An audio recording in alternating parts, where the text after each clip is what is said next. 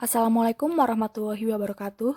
Perkenalkan, kami dari kelompok 2 yang beranggotakan Ganisa Uca Faradita, Devani Isa Izati, Aulia Fadilah, dan Mita Nurjanah akan menjelaskan tentang prosedur, kapasitas, dan dampak usaha pupuk padat vokasi. Tentu kita sudah tidak asing lagi dengan yang namanya pupuk. Pupuk adalah suatu bahan yang berfungsi mendukung pertumbuhan tanaman. Pupuk dapat mengubah sifat fisik, kimia, atau biologi tanah sehingga menjadi lebih baik. Pupuk organik berdasarkan bentuknya dibedakan menjadi pupuk padat dan pupuk cair. Usaha pembuatan pupuk padat sudah dilakukan di Kabupaten Magelang, tepatnya di Desa Kalisalak, Kecamatan Salaman, yaitu UD Kabung Sari Agro. Kegiatan pembuatan pupuk di desa tersebut sudah dilakukan oleh Bapak Arif sejak tahun 2009. Bahan utama yang digunakan dalam pembuatan pupuk padat vokasi adalah kotoran kambing 70% dan sapi 30% serta tambahan berbagai macam bakteri dan kapur.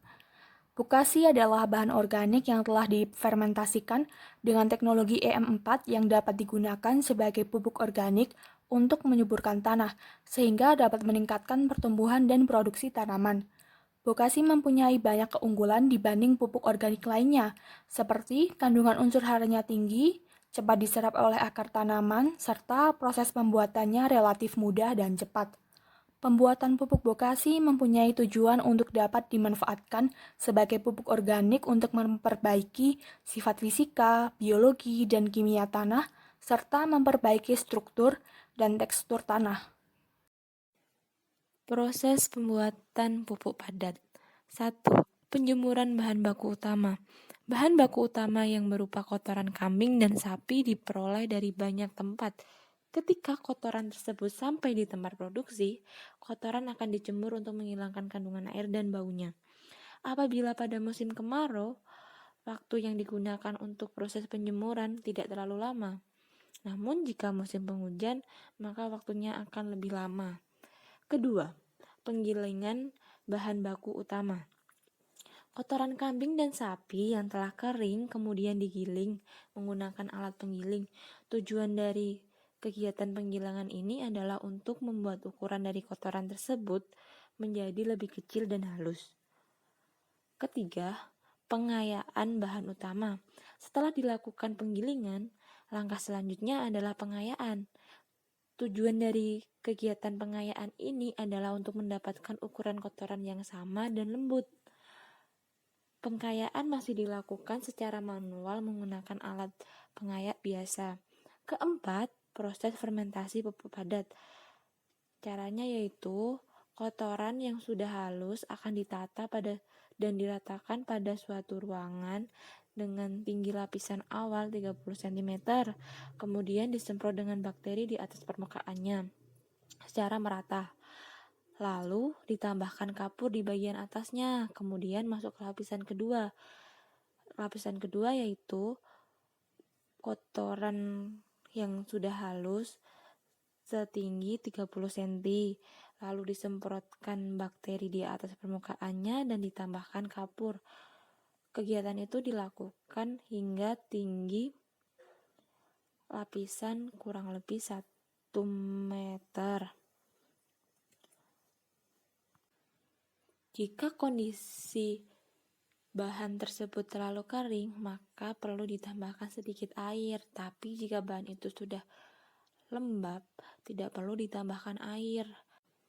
Setelah kegiatan penyusunan bahan baku selesai, didiamkan selama 1 minggu di tempat tersebut atau tempat pertama. Kemudian setelah 1 minggu berlalu, dipindahkan ke tempat kedua dan didiamkan selama 1 minggu pula. Tetapi sebelum dipindahkan dicampur terlebih dahulu.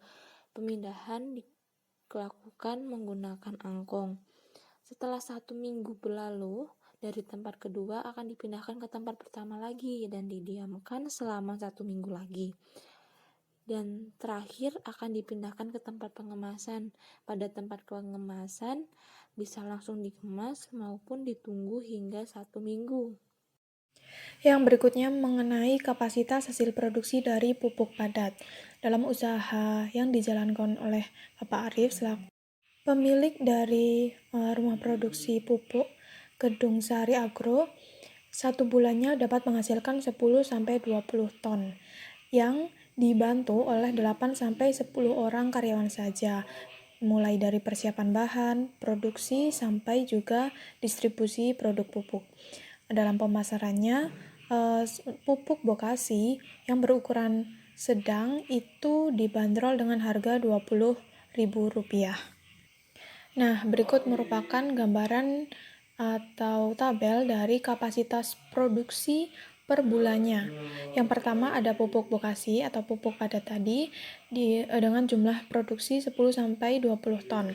Yang kedua ada MOL atau mikroorganisme lokal dengan jumlah produksinya 1000 liter per bulan. Yang ketiga ada POC vegetatif dengan jumlah produksi 500 liter. Yang keempat POC generatif, jumlah produksi 300 liter. Yang kelima pestisida organik, yaitu produksinya 100 liter per bulan. Yang terakhir yaitu jamu ternak dengan jumlah produksi 200 liter per bulan. Yang berikutnya yaitu harga jual pupuk. Yang pertama yaitu ada pupuk Bokasi dengan ukuran 1 karung sedang, itu harganya Rp20.000. Yang kedua ada MOL dengan harga yang sama yaitu Rp20.000 per liternya. Untuk POC vegetatif itu per liternya Rp20.000, sedangkan POC generatif itu per liternya Rp30.000. Jadi POC generatif itu harganya lebih tinggi dari POC vegetatif. Yang kelima ada pestisida organik dengan harga Rp20.000 per 1 liternya. Yang keenam yaitu jamu ternak. Per liter jamu ternak tersebut adalah Rp20.000. Jadi dapat dilihat harga jual produk dari UD Kampung Sari Agro ini rata-rata mempunyai harga yang relatif murah dibandingkan dengan produk-produk lain di pasaran. Selanjutnya yaitu dampak yang ditimbulkan akibat dari proses pembuatan pupuk padat. Jadi usaha produksi pupuk padat oleh Bapak Arif ini sudah berlangsung 8 tahun dan tidak memiliki dampak yang dirasakan secara langsung, baik itu dampak lingkungan, kesehatan, maupun sosial budaya. Menurut narasumber, dampak yang ditimbulkan yaitu hanya bau dari kotoran sapi atau kambing yang ada di tempat produksi atau pada saat penjemuran saja, dan itu hanya berlangsung dalam waktu 1-2 hari. Bau dari kotoran tersebut hanya dirasakan di sekitar lingkungan produksi saja, tidak sampai ke tetangga-tetangga seperti itu.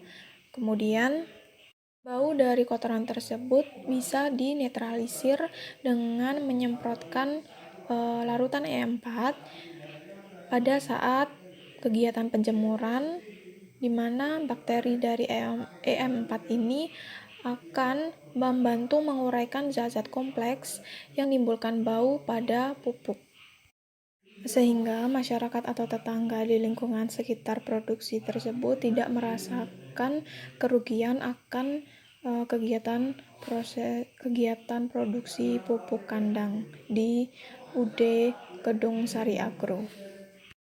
Demikian yang dapat kelompok kami sampaikan. Mohon maaf apabila ada kesalahan dan terima kasih atas perhatiannya. Kami akhiri. Wassalamualaikum warahmatullahi wabarakatuh.